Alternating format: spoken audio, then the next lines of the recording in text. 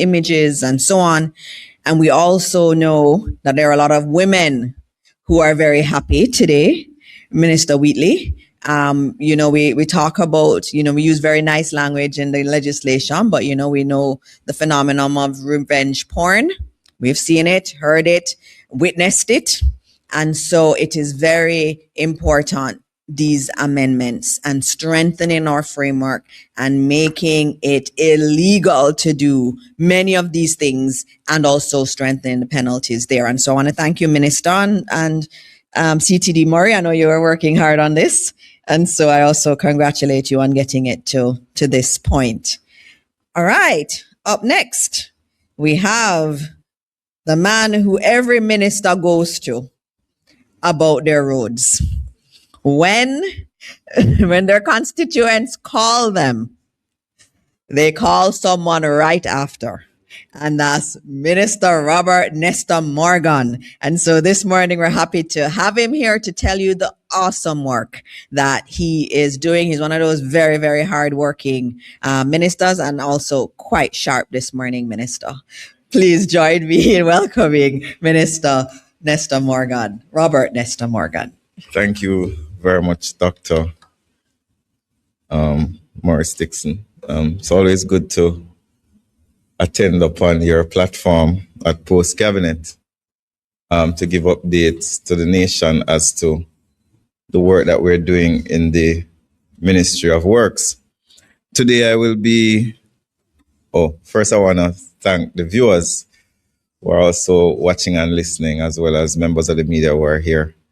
I see you have some UTech students, quite well uniformed, and also members of the government and the public service who are here to support us. Today, I want to update the country on three important subject areas. One is the One Road Authority, the other one is Spark, and the other is the Go Road Patching Program.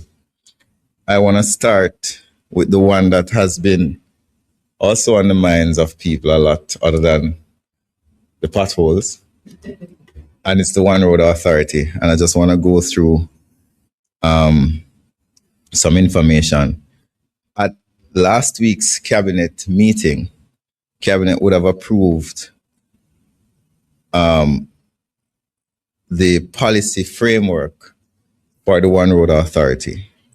And I'm here to update you on that decision, which is, in my mind, a major governance and delivery reform. And it's focused on one thing: improving our road outcomes and ensuring that we have consistent, clear, and accountable standards with a strong delivery discipline. I want to look at it in three ways this morning. What will ORA do? What it will not do? And the next steps, including the deliverables that Cabinet has mandated the ministry to bring forth. As a background, for years, Jamaicans have experienced uneven road quality, slow follow-through, and even when funds allocated for road repairs are done, many of our citizens may not be confident that those repairs have been done properly. One of the root causes of this situation is fragmentation. Many different entities manage roads across the island, and there are different standards across these varying entities. There are also different quality assurance practices and approaches. And in many cases, the public is left with one simple question: who is responsible for my road? When accountability is unclear, standards can be inconsistent, and you can get short-lived repairs, which ends up in repeated patching and poor value for money. That is the reason why the government is seeking to establish a One Road Authority. Cabinet would have approved the One Road Authority to be an executive agency under the portfolio of the Ministry of Works in the Ministry of Economic Growth and Infrastructure Development. The core mandate of the One Road Authority is to regulate standards and performance for all roads, but implement works on national main roads. Cabinet also approved the development of the Jamaica Road Designation Framework, as well as the Jamaica Road Register. And we're already in the process of creating the Jamaica Road Register website, where every Jamaican will have access to a list of all roads, the quality of the road, and who is responsible for your road. And ultimately, when will your road be repaired? And if it has been repaired, who repaired it? What was the value of the repair? And if you have complaints and questions, you can send it through the Jamaica Road Register. We're also going to implement the Jamaica Road Designation Framework, which will determine how roads are designated, whether they be main roads, farm roads, or parish council roads. Cabinet has directed that the ministry begin implementation immediately and should return within 90 days with recommended mechanisms and the necessary legislative and regulatory amendments, as well as to urgently begin consultations with stakeholders across a wide cross-section of interest groups, including parish councils, agricultural interests, community members, and civil society. In practical terms, ORA will do 4 things that we believe the country needs. 1, it will set and enforce a single standard for roadworks across the island, ensuring quality is consistent and roads are durable across the country. It will strengthen quality assurance and compliance monitoring so that contractors and executing entities are held accountable for road standard requirements. It will also introduce stronger performance reporting so that the public can see what is planned, what is delivered, and what standards are being met. And 4th, for national main roads, ORA will bring discipline in planning, procurement, contract management, and maintenance programming so that we move away from repeating emergency patching every year and have a structured national program for road maintenance and rehabilitation. The question you are asking, what changes does it mean for the public? The first one is clear responsibility and fewer runarounds when problems arise. No longer will anybody be able to come on Twitter and say, Minister, fix my road in Portmore, when only 3 of the roads in Portmore are the National Works Agency's responsibility.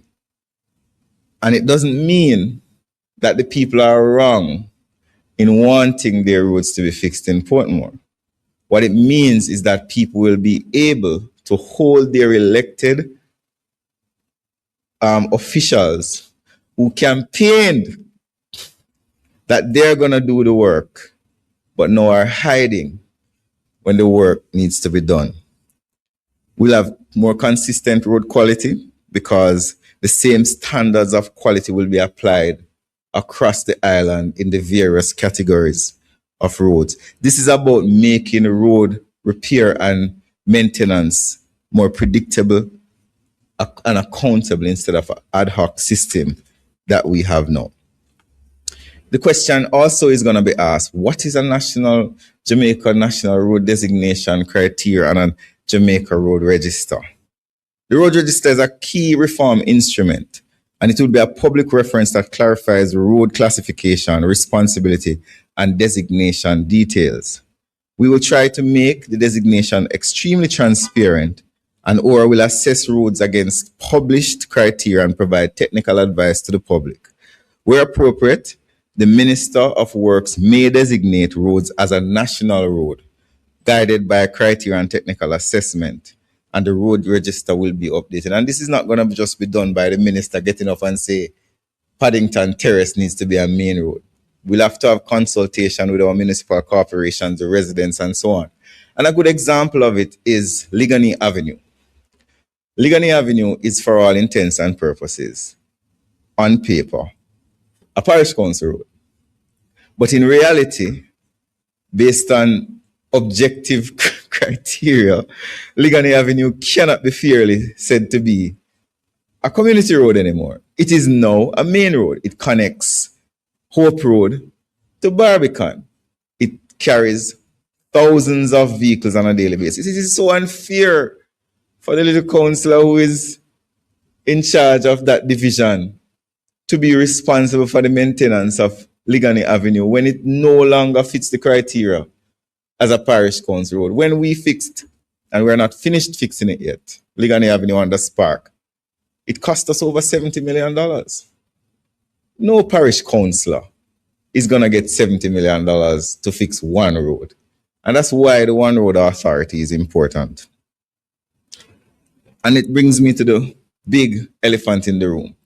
What of local government? I would have met with the Minister of Local Government last week, Wednesday, as part of the consultative process. And I assured him, and you would have heard him on the radio, the One Road Authority is not here to get rid of the road responsibility of local government. As a matter of fact, it would be irresponsible and foolhardy for one agency to seek to take control of every single road in Jamaica. Because there are indeed roads that are legitimately community roads that should continue to be the responsibility of the local authorities.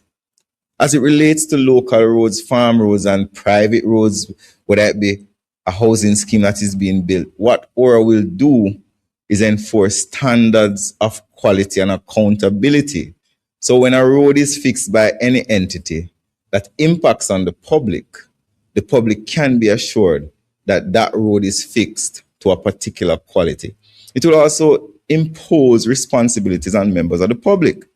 So we will enhance the consequences for persons who allow material to destroy our roads, whether it be the cement trucks, whether it be the car wash that allows soapy water to enter the road, whether it be people who carry stones on the road and don't strap them down and they drop on the road and create a risk to the public. With the update to the Main Roads Act and other consequent legislation, we're going to have significant penalties for persons who undermine or destroy our road infrastructure. How are we going to implement the One Road Authority? Cabinet has approved a two-way pathway.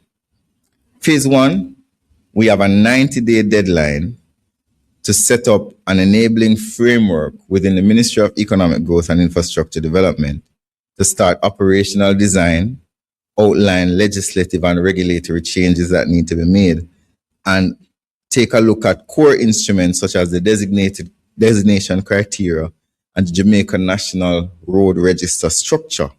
And then we must go back to Cabinet to get approval for these mechanisms and approval for any legal amendments that will be required. Phase 2 will be 3 to 24 months. It will be including declaring initial national roads under the approved criteria, publishing the interim road register, and start harmonizing relevant legislation and maturing management systems, data and performance maintenance systems. I want to mention why a road designation criteria is important. As we evolve as a society, there are many changes that are taking place in our road infrastructure. I will give you the simple example. During Melissa, we were able to quickly move from Kingston to Lacovia. When we reached Lacovia, we could go no further as Bamboo Avenue was destroyed and men had to be out there with cutlasses, saws, the JDF, the NWA citizens cutting through. It took them several days. So we do not have an emergency corridor to head to Westmoreland on the South Coast, which created its additional problems for relief. Even when we created a single lane after Melissa, we did that within a few days, we were confronted with another dilemma. The single lane was not sufficient to carry the bulk of people, whether it be police, whether it be relief agencies, whether it be family members who were anxious to bring supplies to their loved ones. So there was no traffic jam on the highways and the roads leading to Manchester. Where the traffic jam took place is the bottlenecks in the ground zero area, because there was no emergency corridor that the government and the state said, this is an emergency corridor and it should be of a particular standard, so that if there's a national disaster, we will have a clear path towards the disaster area.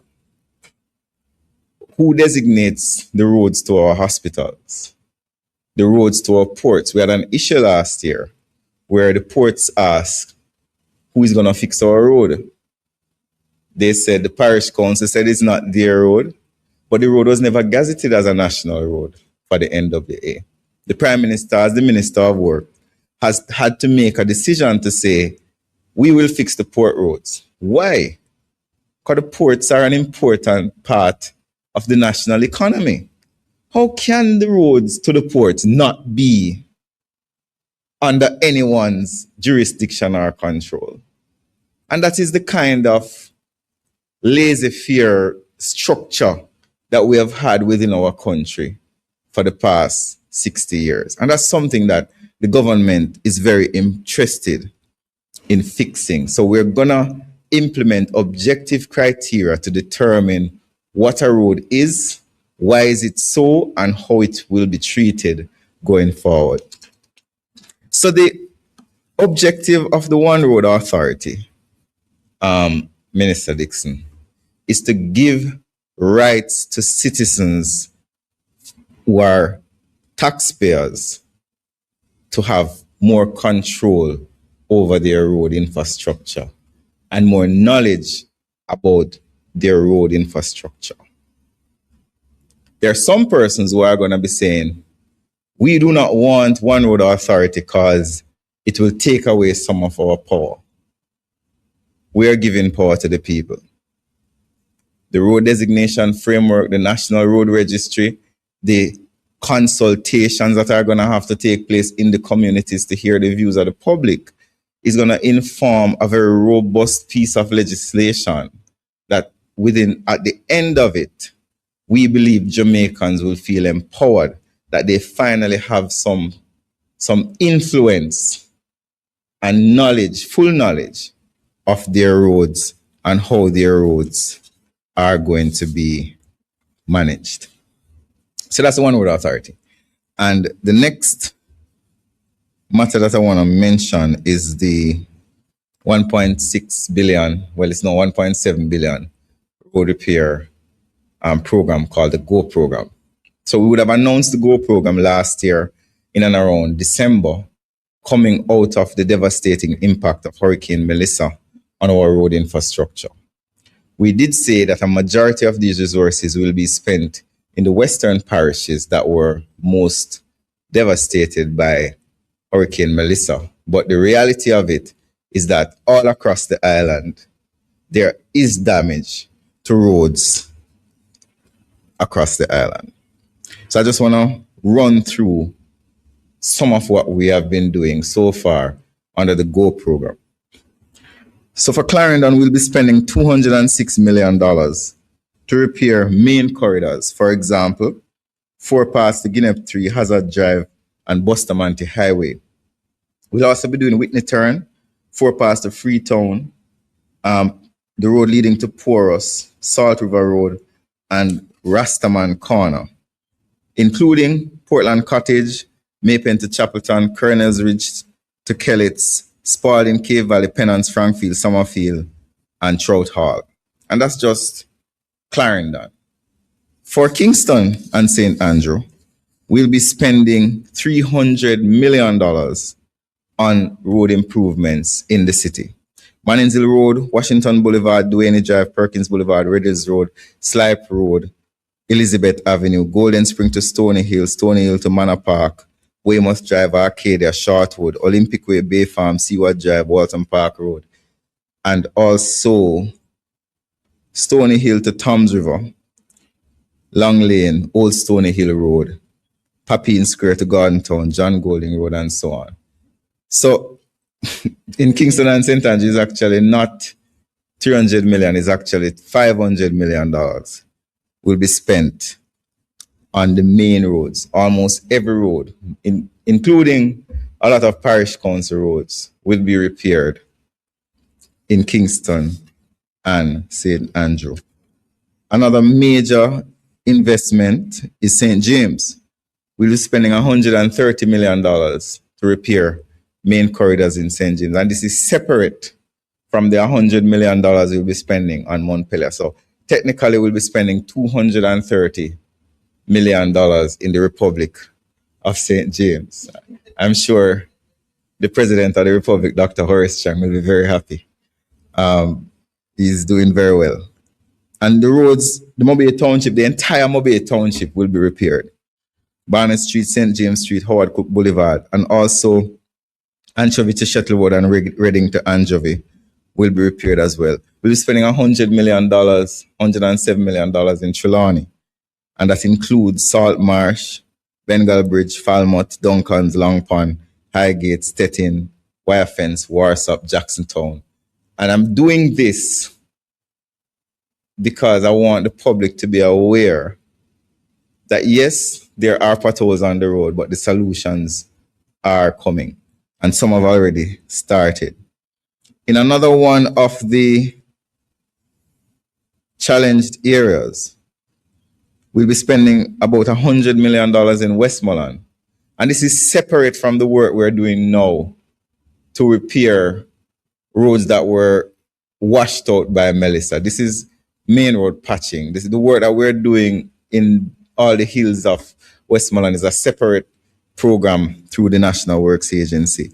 So Goodens, Glasgow, Bartlett's River, Negril, Dunbar's River, Torrington, Scotts Cove, Chester Castle, Jacks Gate, Ferris, Macfield, Torrington, Galloway are just some of the roads in Westmoreland. And I think we're going to be touching approximately 200 roads under this program by the end of March. And I can provide, it's unfair for me to provide a list of the roads to the public because the list is not comprehensive. There are many other roads that are not on the list that are going to be repaired. So the GO program has started. It actually started in December, but we had to pause it because most of the asphalt plants were not open and because of rain. Most of the contractors have either presented their insurance to the National Works Agency, which is a criterion of the procurement process, or they are in the process of getting their insurance. And we expect that most work will commence before the end of this month, which is in about 2 days. Is it 30 days of September, April, June, and November? All the rest. I have to say it all the time. 31 days of January. I learned it in basic school and it has never left me. Right. So most of them are going to submit their insurance by the end of this month. So persons can be assured that the GO program is on in earnest. I know the sensitive points. Long Hill is one of the sensitive points. I heard that there were protests in Forepath, Clarendon recently. That is one of the sensitive points that we're dealing with. Issues with porous.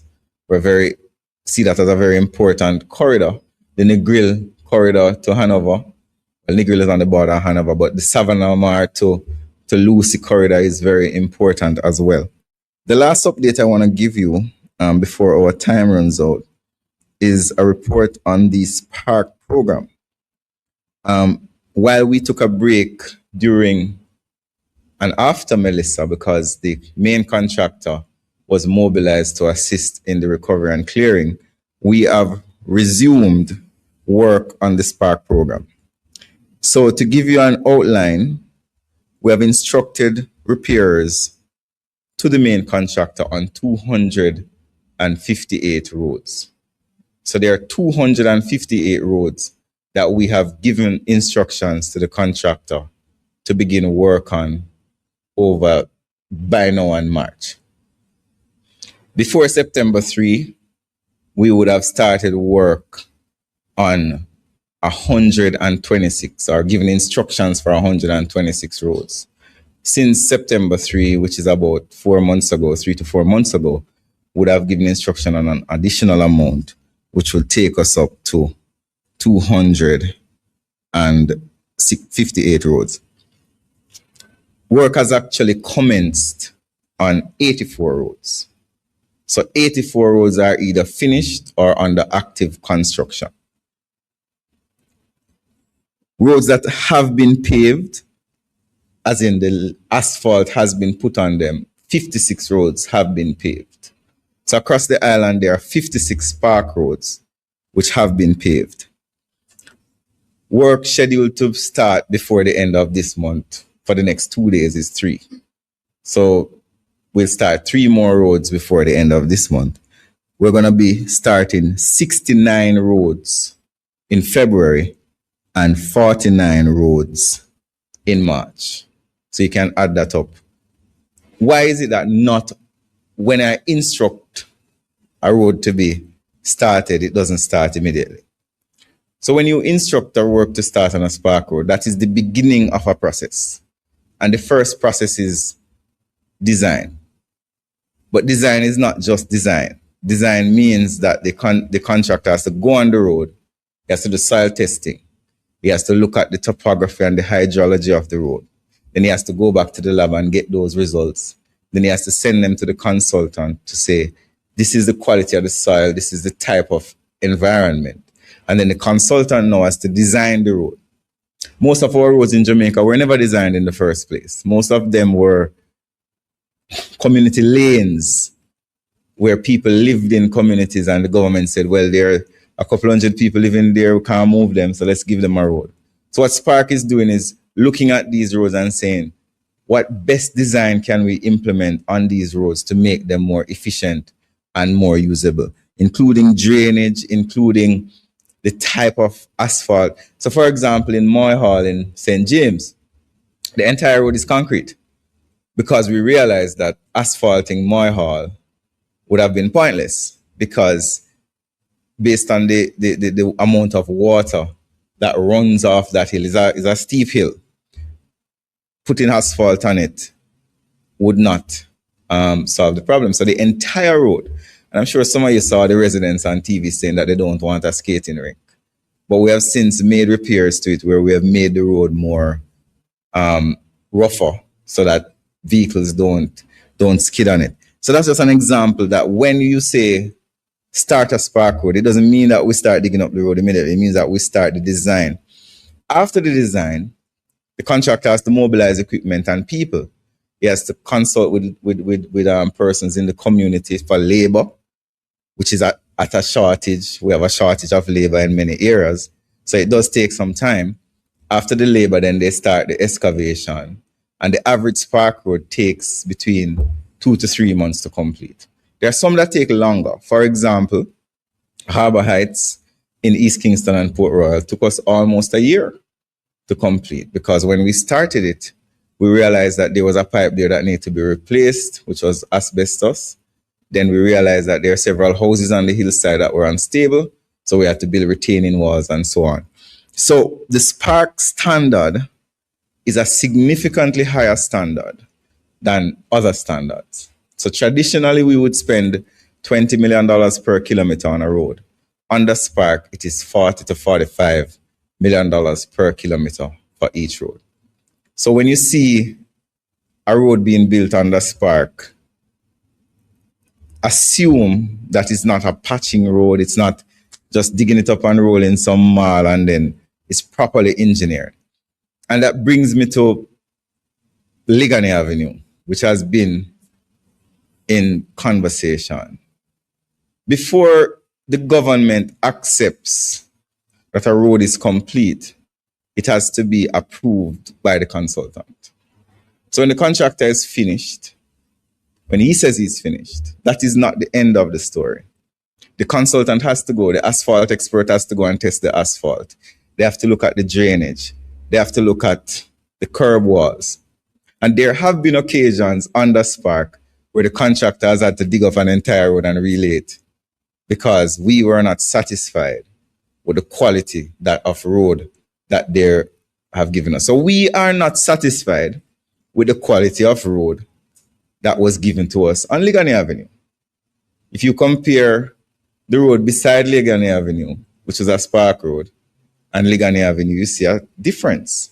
So the NWA has been mandated with the consultants to look at the road and say, what are the changes that need to be made to make Ligani Avenue to the standard? And that is why Spark is such a powerful program. Not only does the contractor have to give us a good quality road when they're finished, but they still have a warranty period after they give us the road, about a year, where if anything happens to the road that can be said to be because of their acts or omission, they're obligated to repair it, right? After that, we know that if we get a good quality road, we have a good road for 10 years. So the government can then budget and say, in 10 years, these 200 roads will need to be redone. Gives Minister Favour Williams, if she's still around at that time, a good opportunity to forward plan the budgetary process, and it makes spending government money more efficient. So by the end of March, we would have pretty much, when we instruct the other 143 roads in March, because we are going to give another instruction for 143 roads to be started, we would now be at 401 roads. So by the end of March, we would have instructed the contractor to start work on 401 roads. Now, I don't know if people are going to be fair to the government, but no government in the history of Jamaica has ever started 401 roads over this short period of time. Spark started, for all intents and purposes, in December of 2024. We are now about 1 year and 4 months since Spark started. 401 roads will be started within the 2 years. And those are not the only roads. By this summer, we'll be also starting the main road component, where we'll be fixing 63 main roads across the island, including Mullines Road and several other main roads in Kingston and in other parishes. So Spark is alive and well. We are enforcing the standards. We are not accepting compromised infrastructure works, and the public can be assured that we are being good stewards of their resources. Thank you very much, ladies and gentlemen. Wow, Minister. That was a very, very comprehensive update, and I thank you for your work. I know you're working hard. All right. I would like to note that he was supposed to come last week, and he told me he couldn't come because he had the said meeting with Minister Mackenzie last week, Wednesday. And so my comment was, you chose Minister Mackenzie over me, but that's all right. And I said it in front of Minister Mackenzie, so it wasn't secret. But it's really good to have you here. It is good to hear those updates. I think that Jamaica is going to play this over and over again. They're going to listen out for their roads. I know yesterday I had that issue. I was driving on a road and it was really bad. And my driver says, why can't we fix this road? And I said, it's not Minister Morgan's road. It's a parish council road. But anyway, you're doing fantastic work, Minister. And I think all of Jamaica will be very grateful for this. And I like that you acknowledge the work of Spark, where we had to break a little bit, but we're back on track with 401 roads that will be started by the end of March. That's phenomenal. And I love what you were saying about the One Road Authority with the students. Here, I need you to listen to this. This is how we're professionalizing our country. We're taking it into a modern framework where there's accountability, where you have a database of the roads. You know whose road it is, so you know who to harass. And then there is a plan, maintenance plan. That's what Minister Morgan is doing. Minister Morgan, what you're doing on that one road authority is extremely transformative in the Jamaican context. And so I want to congratulate you. We did a big presentation at Cabinet, and I think we were all very impressed and very ready to go. And so I'm going to stop there and open up for questions. And we all